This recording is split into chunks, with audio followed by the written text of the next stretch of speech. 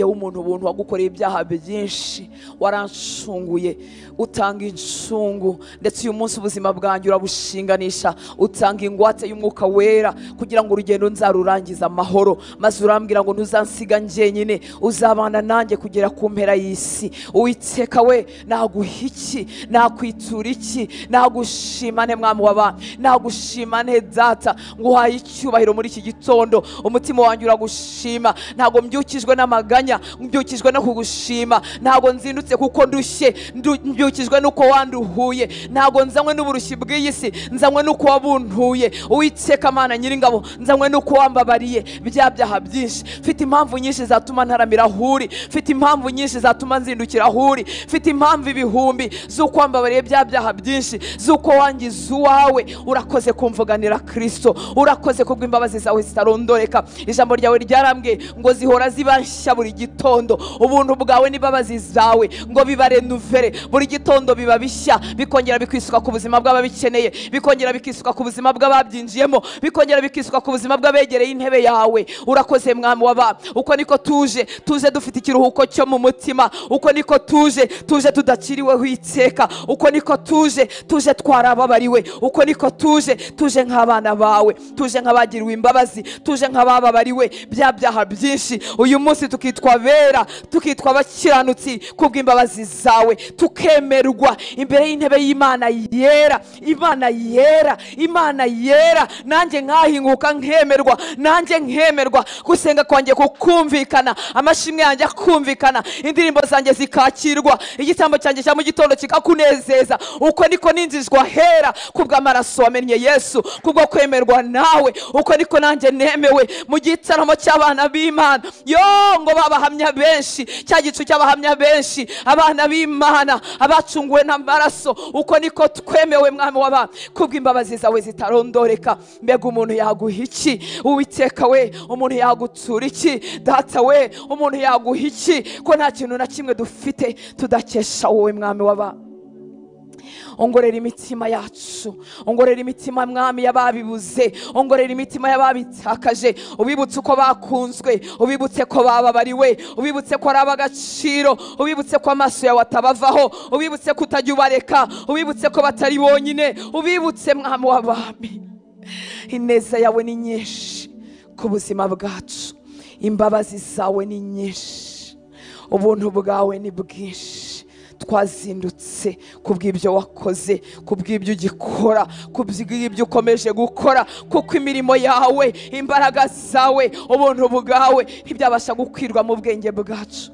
Uduha mwami ibyo dusaba, ukaduha ibirenze ibyo dusaba, ukaduha ibyo twatekereje, ukaduha ibirenze ibyo twatekereje. Ineza yawe ni nyinshi ku buzima bwacu.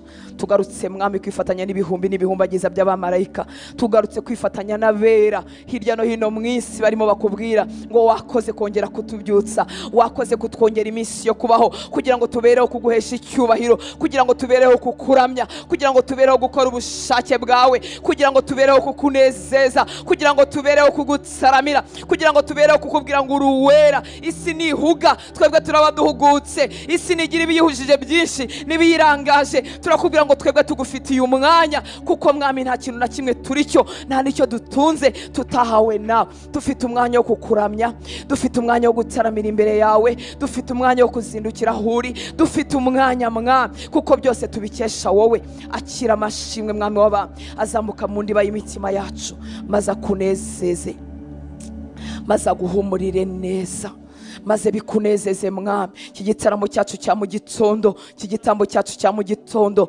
kiguhumurire neza. Uwiteka Mana Nyiringabo, urakoze ko ari wowe utubyutsa. Mbega imigambi ya Satani uburizamo, mbega ibikorwa by'umububurizamo, mbega ko ari wowe utugize, mbega ko ari wowe uduhagaritse, mbega ko ari wowe uduha kuvuga, mbega ko ari wowe uduha kubyuka, mbega ko ari wowe uduha guhumeka, mbega ko ari wowe utugarura aho uri, ko ari wowe uduha imbaraga zo kuza aho uri. Uraduhamagara ngo nidusenge, uraduhamagara ngo nitukwegere, ukaduha n'imbaraga imbaraga zo kukwegera. Ariko umuntu yakuva akajya hehe? Kuri isoko y'ibyiza byose twabonye tukiri hano mu isi, kuri isoko y'ubugingo twamaze kuragwa tukiri ino. Uwiteka we, twaguha iki mwami waba?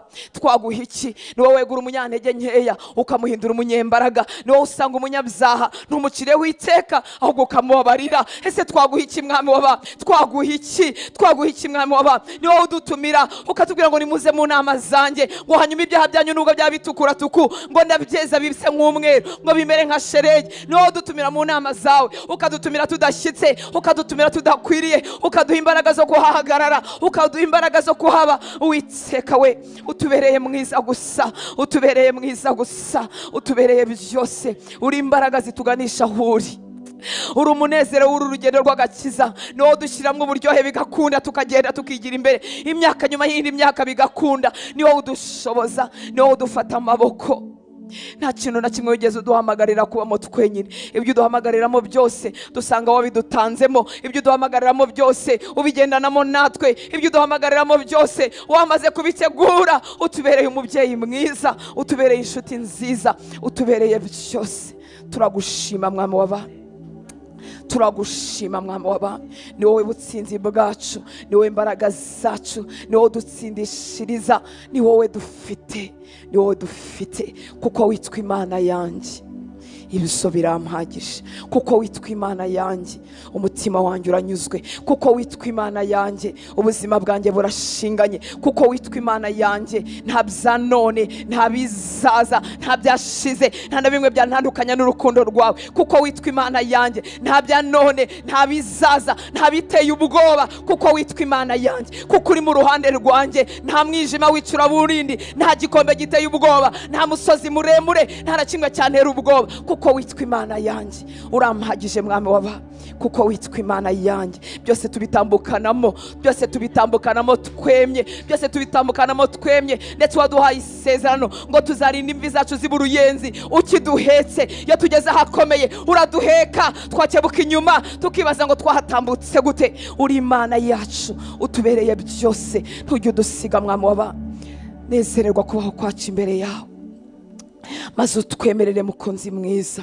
Imitsonyi yo mu ijuru yegura abacitse intege, ibitsonyaga byo mu ijuru byegura bihebye kugendererwa. Imvura yo mu ijuru imanuke mu mago yacu, imvura yo mu ijuru imanuke mu miryango yacu, imvura yo mu ijuru imanuke ku bacogoye, imvura yo mu ijuru imanuke ku bacitse intege, imvura yo mu ijuru ireme amashimwe mu muryango we, imvura yo mu ijuru ireme itangiriro rishya aho byari birangiye bisa nk'ibishize rwose. Imvura yo mu ijuru mwami w'aba, ijuru rimukingukire, maze akubone, maze akumve nyaguhora ku ngoma.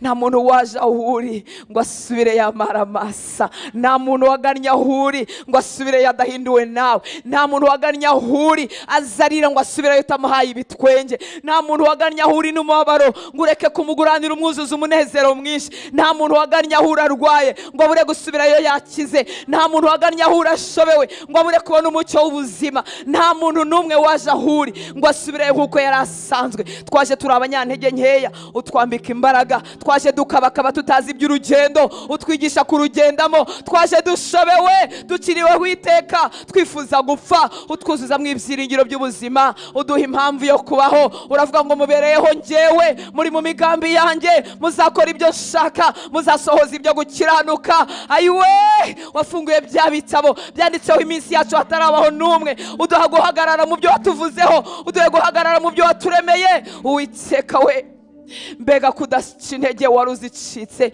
mbega kudasubiza inyuma uwaje atazi uko bigenda. Umwakirana imbabazi nyinshi, amaboko yawe akamugota, ukamubwira ngo humura mwana wanjye, nkubereye Imana, nkubereye so. Ukamubwira ngo na cya gihe utanzi nari mpari, ukamubwira ngo na cya gihe utanzi nari kumwe nawe, ukamubwira ngo no muri bya byaha byinshi nakurindiyeyo. Ayiwe, imbabazi zawe ntizirondoreka. Mbega ibyari kuduhitsana, mbega ibyari kuduhindurira abajura, mbega ibyari kutugira abamaraya, mbega ibyari kutugira ibirara byo ku muhanda ko byari byinshi, ariko urukundo rwawe rwadusanzeyo. Mbega ibyari gutuma turorongotana tukabaho nk'abatazi Imana, tukabaho nk'abatagira Imana. Mbega uburyo twamaze imyaka tugukerensa, ariko imbabazi zawe zikatuzaho, ubuntu bwawe bukatuzenguruka. Naguha iki mukunzi mwiza?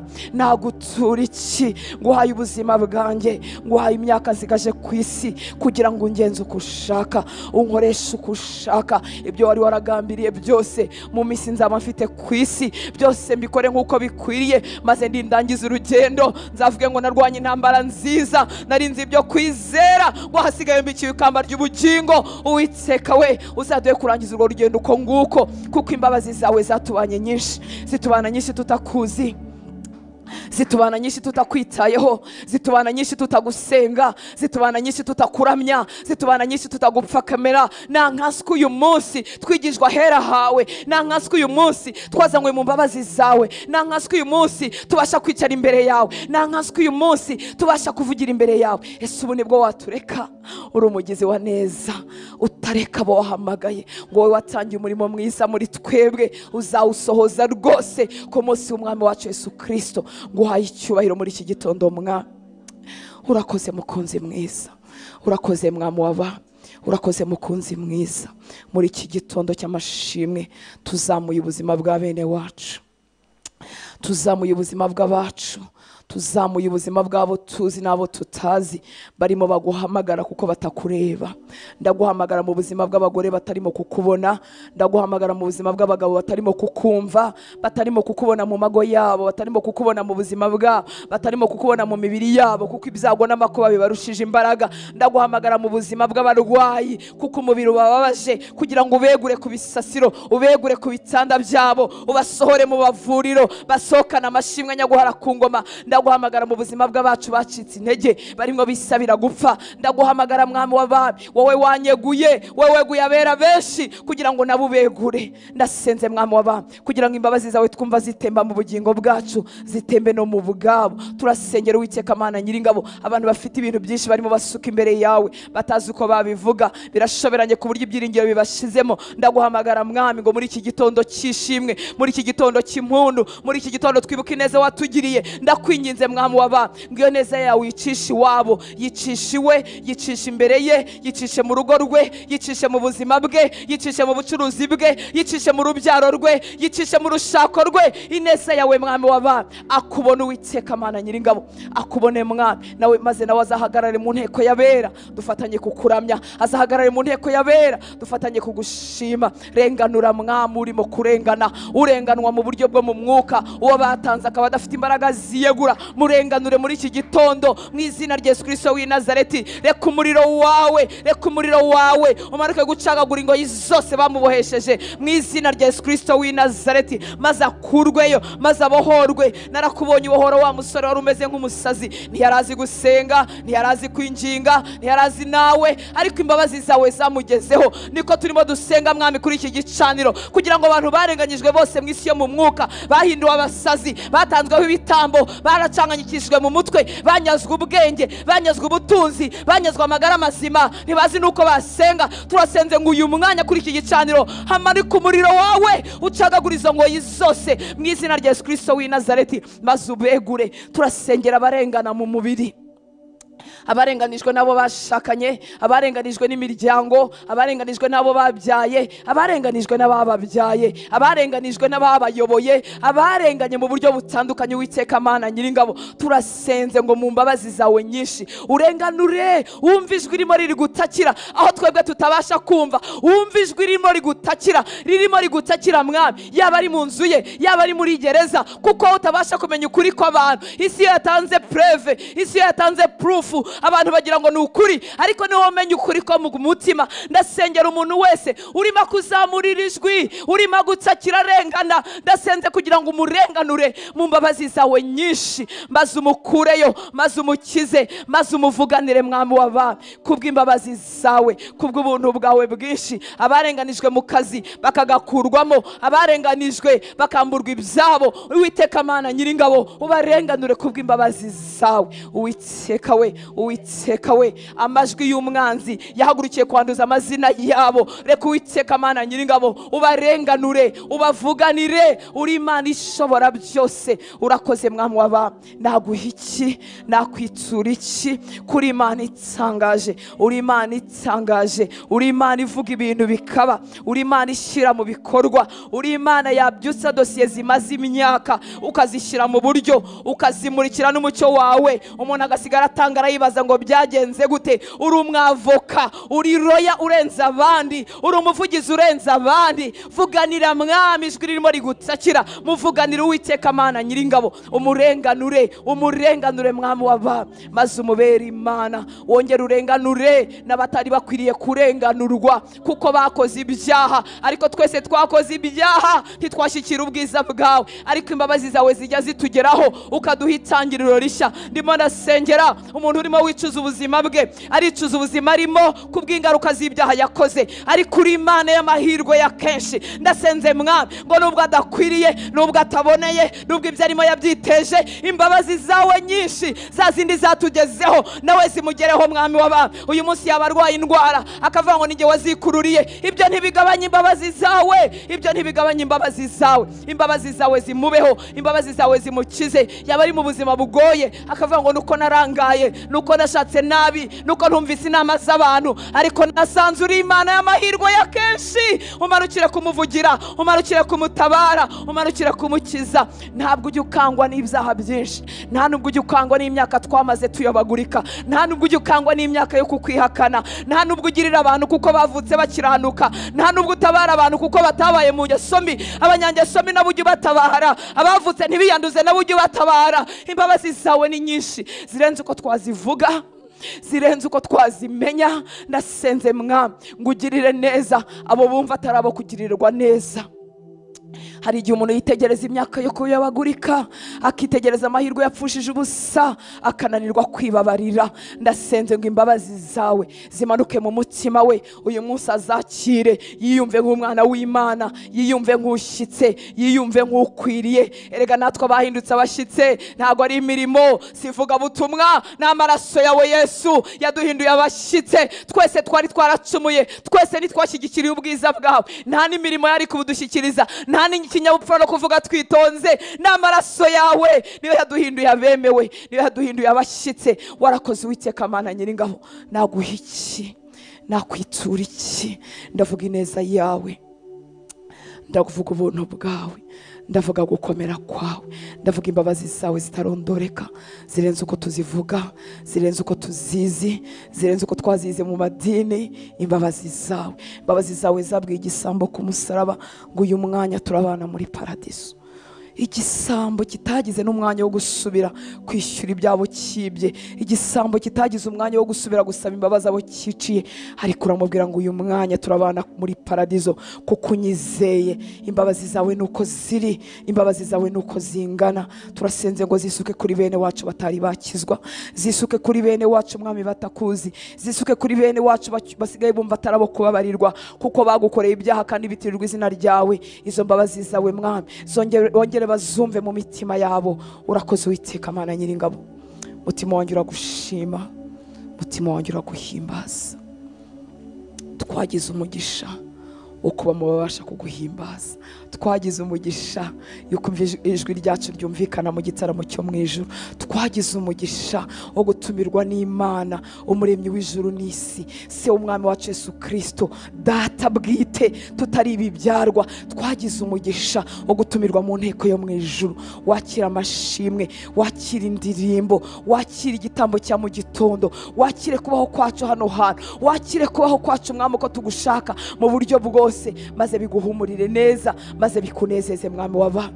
Ntabwo dufite ikindi twaguha, ariko imitima yacu iragushima, imitima yacu iragushimira ibyo ukora, iragushimira imigambi yawe, iragushimira ibyo twamaze kumenya, iragushimira ibyo tutaramenya. Icyo tuzi ni uko uri uwizerwa, uri umugizi wa neza.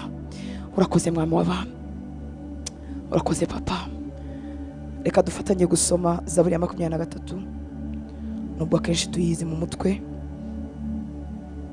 ariko ndagira ngo wongere wumve aya magambo, twongere dushima Imana.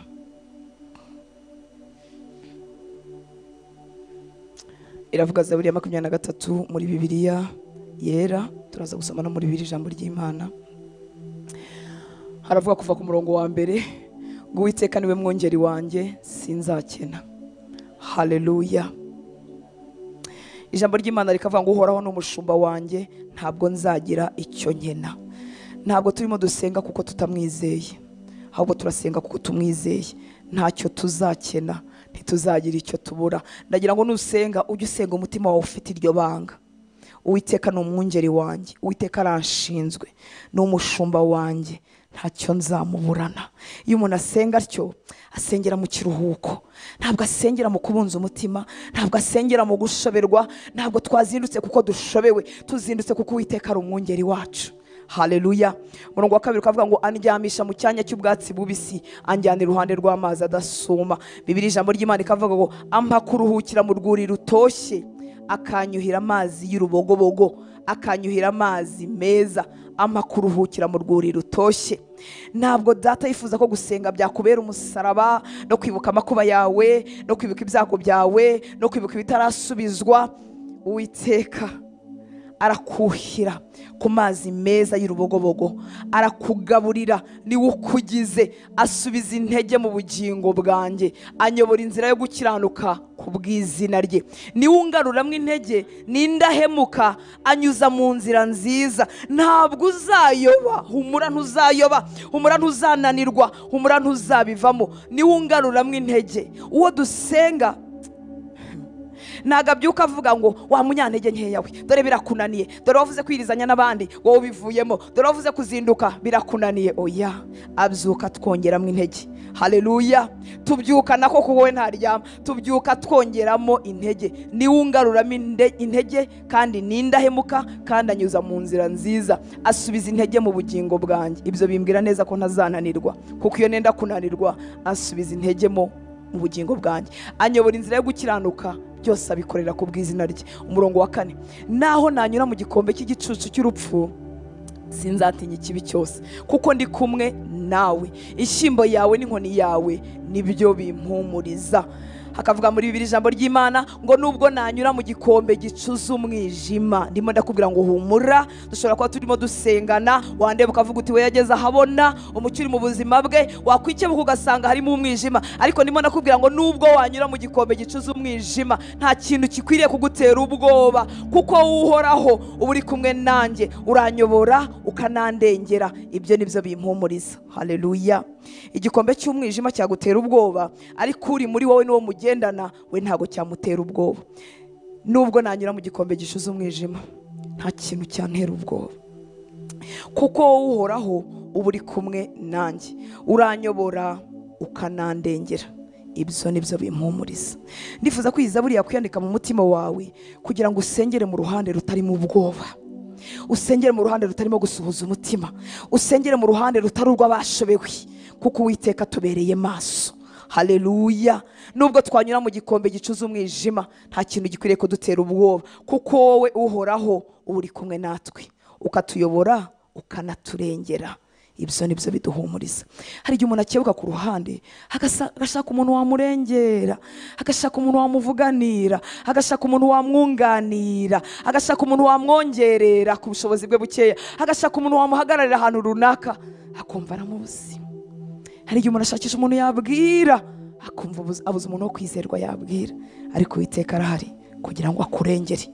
Haleluya. 5, akunda kurusha ahandi, untunganiriza ameza mu maso y'abanzi banjye. Ntabwo data ategereza ko ngo bagabanuka, ko baba bakeya, ko babura amaboko. Oya, adutunganyiriza ameza tukagubwa neza, tugasubizwa amasengesho yacu, tugatabarwa, kandi biturwanya bigihari. Haleluya. Untunganiriza ameza mu maso y'abanzi banjye, unsiza amavuta mu mutwe, igikombe cyanjye kirasesekara, kiruzuye. Mu yandi magambo, Bibiliya ijambo ry'Imana ikavuga ngo untegurire ibyo kurya byiza, abanzi banjye bakabura uko bangenza. Haleluya. Ariko Imana we, untegurire ibyo kurya byiza, abanzi banjye bakabura uko bangenza. Unyakira iwawe nk'umushyitsi w'imena, ukanzimandira ukandabagiza. Ayiwe. Haleluya. hari igihe ugira ubuzima busuzuguritse, ahantu hose bakakuburira umwanya, aho ugeze hose bakakwicaza mu bikari, aho ugeze hose ukaba utari umuntu uri very important. Ariko data, cyangwa bakaguhamagara mu mirimo, usigarana abana, iyo abo bantu babakire bagiye gutembera muri Amerika no muri vacances, bakakwibuka mu mirimo y'iyo ngiyo. Ariko data, ngo akwakiriwe nk'umushyitsi w'imena, ngo untegurire ibyo kurya byiza, abanzi banjye bakabura uko bangenza. Unyakiri wawe nk'umushyitsi w'imena, ukanzimanira, ukandabagiza. Haleluya. Hari igihe ubuzima bukwambura ijambo, hari n'igihe ugira ijambo mu kazi ariko mu rugo iwawe ukaribura. Umugabo wawe yajya gusiga ibitunga urugo akabisigira abakozi. Umugore wawe yaba akora kurusha amafaranga akagufata uri umugabo, akagufata nk'aho uri umuzamu, ukabura icyubahiro aho wakifuzaga kurutaho, ukabura ijambo mu bavandimwe. Ariko data akwakiriwe nk'umushyitsi w'imena, akakudabagiza, akakunezeza. Iyo niyo Mana dusenga, iyo niyo Mana dushaka, iyo niyo Mana twakurikiye. Ndifuza ko umutima wawe wakira amahoro menshi no kunyurwa, ugasengera mu gihande cy'abanyuzwe, ugasengera mu gihande cy'atabatabunza umutima, ugasengera mu gihande cy'abazi neza ko bizacamo. Uko niko umuntu asengera mu kiruhuko, uko niko umuntu yiyiriza atari uko ashobewe, kuko ahubwo yumva afite inzara n'inyota byo kongera kwiherana n'Imana. Uko niko umuntu azinduka. Niba turubundi hari igihe n'amasengesho n'abingizi n'amasaha yo gusenga, cyane cyane amasaha abandi bari mu kazi, hari igihe abantu bayituranya n'amasaha y'indushyi, n'amasaha y'imburamumaro, y'amasaha y'abatari abakozi. Ntabwo dusenga kuko turi indushyi, ntabwo dusenga kuko turi imburamumaro, turasenga kuko twahawe umugisha wo gutumirwa mu maso ye, wo gutumirwa mu meza ye, ku meza ye. Ndifuza ko wasengera muri urwo ruhande. Ntabwo uri imburamumaro, ntabwo uri imburamukoro, ntabwo uri indushyi, kuko ufite Imana iri mu ruhande rwawe. Ntabwo uzindurwa nuko ushobewe, urazindurwa nuko uhawe amahirwe yuko yagutumiye mu bikari bye, yuko yagutumiwe ku meza ye. Usengere mu gihande cy'abaruhutse, wiyirize uri mu gihande cy'abaruhutse, ushaka Imana uri mu gihande cyiteguye gusubizwa no gutabarwa. Haleluya. Ngo nukuri kugirirwa neza n'imbabazi bizanyomaho iminsi yose nkiriho, nanjye nzaba mu nzu y'Uwiteka iteka ryose. Haleluya. Nukuri kugirirwa neza n'imbabazi bizanyomaho iminsi yose nkiriho. Uzakebuka ubuzima bwawe Hortense, nawe ushyiramo izina ryawe, tuzakebuka ubuzima bwawe dusange kugirirwa neza n'imbabazi bikometseho. Nibyo bigaragara ku buzima bwawe iminsi yose ukiriho. Hanyuma nawe nanjye tugahiga tukavuga ngo nanjye nzaba mu nzu y'Uwiteka iteka ryose, ntituzava aho uri Mwami. Bibiliya ijambo ry'Imana ikavuga ngo koko ineza yawe n'imbabazi zawe bizambaho igihe cyose nkiriho. Nanjye nzajya ngusengera mu ngoro yawe, nzahagusengera igihe cyose nzaba nkiriho. Mwami, ntituzava aho uri, ntabwo tuzava aho uri. Isi ihora ishaka kutuguranira. Iyo ubukene butagushoboye, umwanzi aravuga ngo nakira tuzarebe ko atazavayo. Iyo ikibazo kitakuvanyeyo, umwanzi aravuga ngo reka natabarwa tuzarebe ko atazaburira Imana umwanya. Ntabwo tuzava aho iri, tumuramiriza mu nzu ye, tuzamuramiriza mu ngoro ye iminsi yose dusigaje kubaho ku isi, kuko nawe yatwometseho ineza, atwomekaho imbabazi, atwomekaho kugirirwa neza iminsi yose tukiriho. Reka wongere umushime, wongere umubwire ibyuzuye umutima wawe, ariko bimubwirire mu ruhande rw'abatsinzi, kuko akwakira nk'umushyitsi w'imena. Iyo userutse hari ibintu biceceka, data akavuga ngo reka numve icyo umwana wanjye avuga. Abaye iki? Ni iki kimubabaje? Ni iki kimutakisha? Ni iki kimukomye mu nkokora? Ni iki gishaka kumubuza gukomeza urugendo? Turaba agaciro mu maso y'Imana. Icyama umutima wawe ukabisingira, bitari amagambo yawe utanzagarukira mu matwi, ahubwo bikakubera ihishurirwa. Ubuzima bwawe bwakwema ubutacyongera guhetama. Nicyo cyemesha ubuzima bwanjye, kuko namenye ko ndi uw'agaciro mu maso y'Imana. Nasanze Imana inkunda birenze uko umuntu wese wo ku isi yigeze kunkunda. Nasanze Imana inkunda birenze uko nikunda. Nasanze amaso yayo atamvaho. Data, turagushima, turagushima kuko turi abanyamugisha. Turagushima kuko twaboneye ikiruhuko iwawe. Turagushima kuko twababariwe. Turagushima kuko udutegurira ameza mu maso y'ibiturwanya ngo bikabura uko bitugenza. Umugisha dutunze, ineza twabonye, kuba tugikomeje mu gakiza, si uko Satani yagabanyije imbaraga, ahubwo waduteguriye ameza abura uko atugenza. Si uko ibiturwanya byari byagabanutse, si uko ibitwanga byari byabaye bikeya, ahubwo udutegurira ameza, ukatwubaka akazitiro, umwanzi akabura uko atugenza. Twagushimira gute Mwami w'abantu. Tuje guhiga tukubwira ngo natwe ntituzava aho uri, ntituzava aho uri.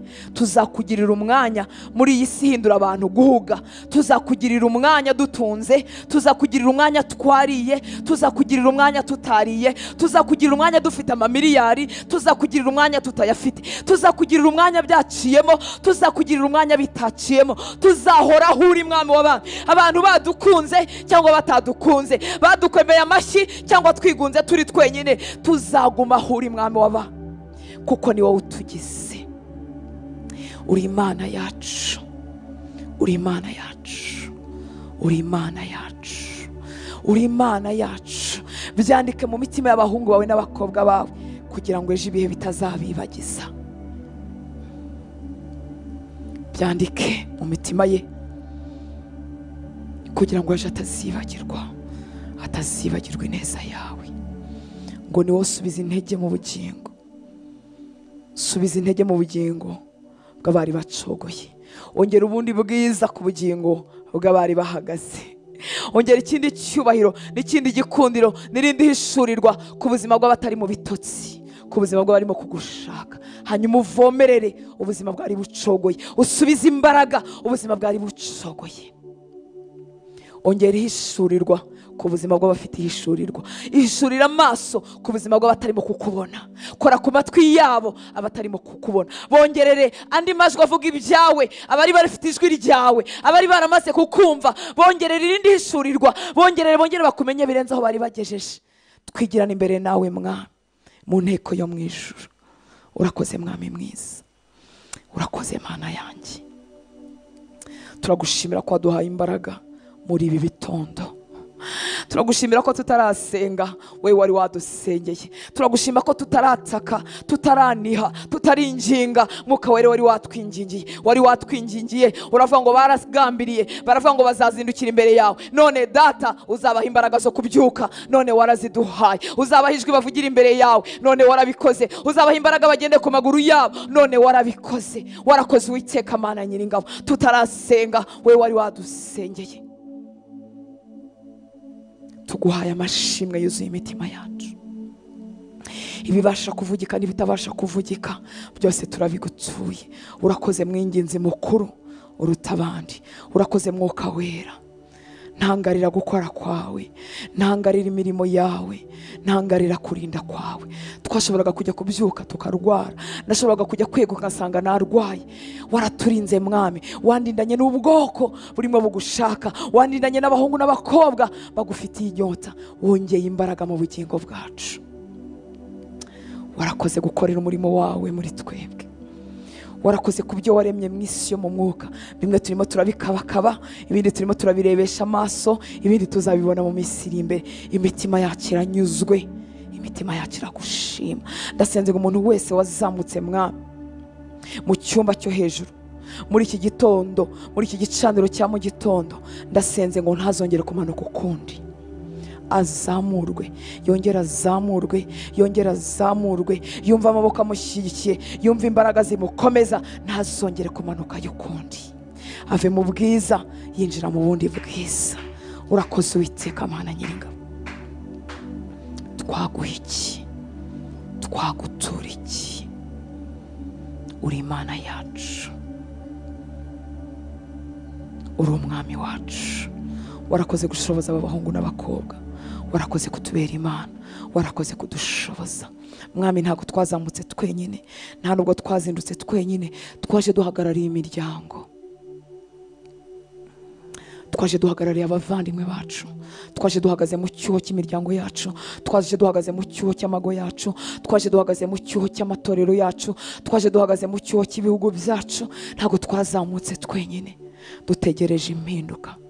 Dutegereje impinduka mu bakobwa twabyaye, dutegereje impinduka mu bahungu twabyaye, dutegereje impinduka mu bagore n'abagabo twashakanye, dutegereje impinduka mu bahungu n'abakobwa tuvukana, dutegereje impinduka mu babyeyi bacu, dutegereje impinduka mu bana bacu, dutegereje impinduka mu itorero ryawe, dutegereje kubona itorero rihembuka, itorero ribyibuha mu mwuka, itorero ryaguka mu mwuka, ryaguka mu mubiri. Twazamukanye n'ibyo byose twabonaga bifite intege nke iruhande rwacu, twarabizamukanye Mwami, dutegereje imirimo yawe n'ibitangaza byawe.